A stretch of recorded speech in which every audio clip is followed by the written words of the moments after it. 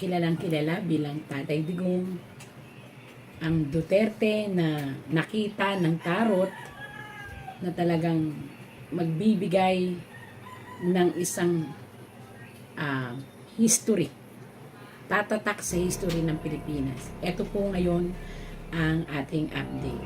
Ito po ay mga request ha. Ipakita mo sa akin tarot kung ano ang mangyayari sa ating dating presidente Digong alias Digong at kung ano pa ang mga susunod na mangyayari. Yan po ha.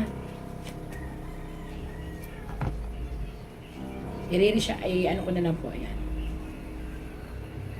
Okay, ito po. Yan, tandaan nyo po, ito po ay tarot lamang for entertainment use.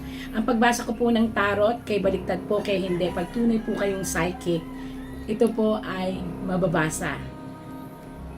Ito po, ang ibig sabihin ng pagkabaliktad po nito, ito po ay ang kondisyon.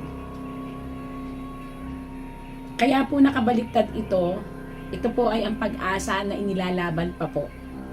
Ibig sabihin po, hanggang ngayon po, inilalaban pa ang pag-asa na makabalik po ang ating dating presidente. Ayan po, nakabaliktad po, inilalaban pa po. At nakita naman po natin, babae ang lumalaban. May infinity. So, alam na natin na binalaban siya ng kanyang anak, ng ating vice president, at nagsisignifies din po ito ng inang bayan. Ayan po. So, nakikita po rito na hanggang ngayon po ay lumalaban pa.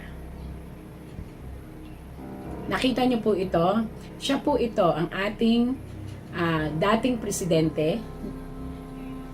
Makikita niyo po na napakatatag niya. At maniwala kayo sa hindi, dito po sa tarot na ito, magkakaroon po ng maraming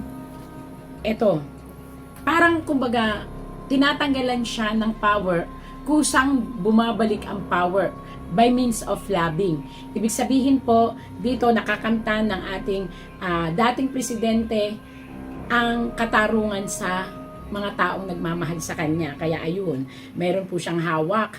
Ito ay hawak ng pag-asa. At yung munting mundo, ito yung bansa natin.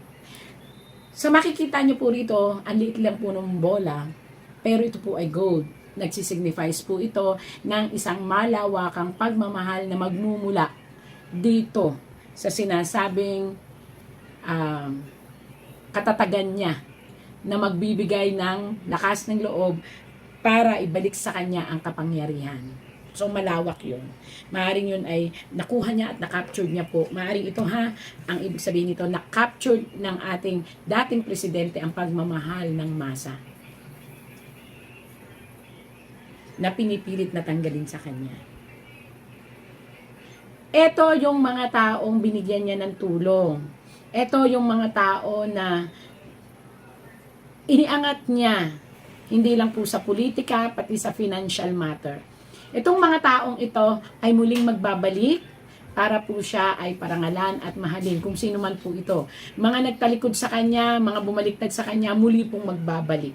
Ito po ang ibig sabihin. Muling magbabalik sa ating dating presidente ang mga taong dati niyang natulungan na kumaliwa sa kanya dati o tumalikod. Ngayon po, ito po ay magaganap. Ang muling pagbabalik ng mga tao na nagpakita sa kanya noon ng pagbaliktad, ngayon po ay muling magbabalik at magmamahal po sa kanya. Ito po ay sabi ng tarot.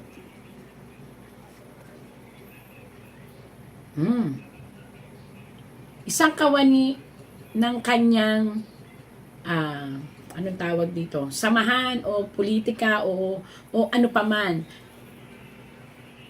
ang nagtatraidor at whistleblower, parang ganon. Ito po ang ibig sabihin nun. So mag-ingat po ang lahat ng Duterte family, kasi may isa pong lumalabas dito na nasa loob din po ng inyong nasasakupan ang whistleblower or parang naglalabas ng mga impormasyon. Ito po. Yan. Ako po yung nagbabasa lang ng tarot. Pero, huwag po kayo mag-alala. Kasi, dito ay ang muling pagsikat at pagbango ng mga pangalan at apelido ng mga Duterte. Ilalaban po sila ng bansang Pilipinas at ng mamamayan all over the world. Naalala niyo po yung huling tarot ko na sabi ay gagawa siya ng isang kasaysayan sa sa buong mundo na maaring matatak sa history ng Pilipinas at kikilalanin sa buong mundo. Hindi po ba nangyari? Ngayon po, ito naman po, isang magandang pag-asa na dapat mapag-isipan ng mga kalaban ng mga Duterte. Ito po'y panawagan ha. Tarot po ang nagsabi. Panawagan po ito na darating ang panahon, mas babango pa ang pangalan ng mga Duterte at kikilalanin sila sa ang sulok ng daigdig. Kaya ito po'y panawagan. Yung pong lahat ng mga sa tingin ninyo ay may mga papasok sa politika. Tandaan nyo po, kung kayo po ay nasa politika at gusto ninyong tumakbo, ay umiwas na lang po sa issue ng Duterte. Kasi po, mamahalin ng sanlibutan ang pamilya ng Duterte. Come what may, nasa kapalaran po nila. Sa ngayon po talaga magulo ang sitwasyon. Yung mga nagtatanong po, ayon po dito sa tarot, ang ating dating presidente ay ayaw nang patakbuhin ang kanyang mga anak. Ayan, kaya siya nakaganyan. Kumbaga, ayaw na niya ng gulo. Hanggat maaari, ayaw na niya ng gulo. Pero, yun nga po ang sinasabi ko sa inyo, sa pansamantala po ito, na titigil ang kanilang mga mundo dahil nga po inaasikaso, maarahil ang kanilang ama, maaring nadidismaya din sila sa mga sitwasyon ng batas. Pero, dito po ay mababaliktad ang sitwasyon. Dahil dalawa sa anak ng ating dating presidente ay tatakbo sa pinakamatataas na posisyon ng politika ng Pilipinas at ito po ay taong bayan ang maglalagay. Tandaan niyo po yung prediction na ito. Susunduin nila gamit ang kotse ni Saldico. Magmula doon, pagpunta ng Maitas Hotel, susunduin ang mga gusto nilang testigo.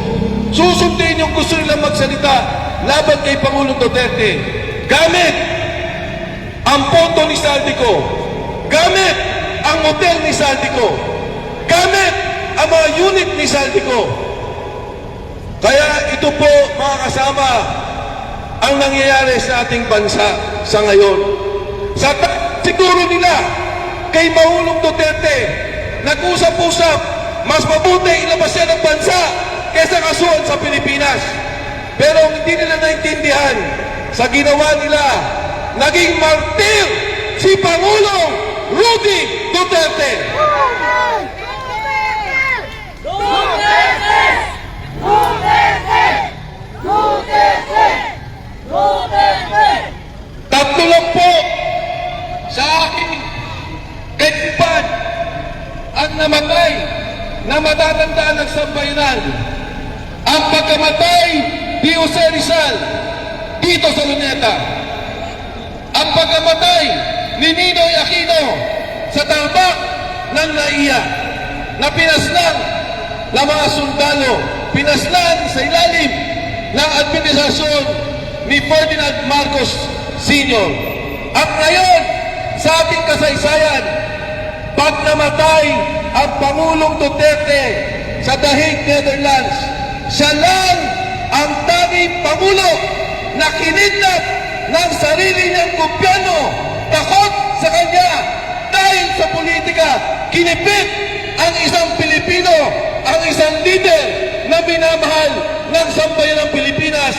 Yan po, walang iba, kundi ang Pangulong Rodrigo Duterte. Yung pong 18, kinasuhan po. Ako mismo, kinasuhan. Ang isang magaling at matapang na abogado, Attorney Levi Banigod, kinasuhan po nila. Kinasuhan dahil nagsabi ng katotohanan sa pagnanakaw ng pondo ng bayan. Ano bang sinabi ng mga sundalo? Nag-deliver kami sa mga senador. Nag-deliver kami sa mga congressman. Nag-deliver kami kay Speaker Martin Romualdez at kay Pangulong Bongbong Marcos. Yan ang sinasabi ng mga sundalo. Yung bilyon-bilyon na mali-maleta lang dinideliver nila, yan po ay pera ninyo.